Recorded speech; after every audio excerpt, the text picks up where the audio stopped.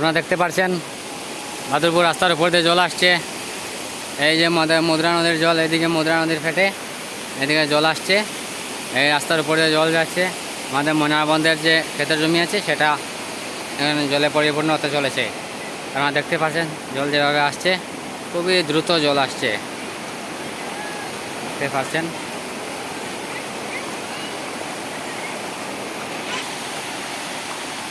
পাচ্ছেন খুব দ্রুত গতিতে জলটা ছুটছে রাস্তার উপর দিয়ে, দ্রুত গতিতে জল যাচ্ছে।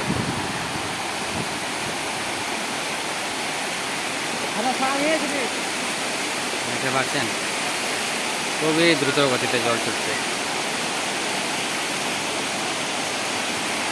ওহ মাই গড, এত দ্রুত গতিতে জল যাচ্ছে, আপনি এই সম্বন্ধে কিছু বলবেন?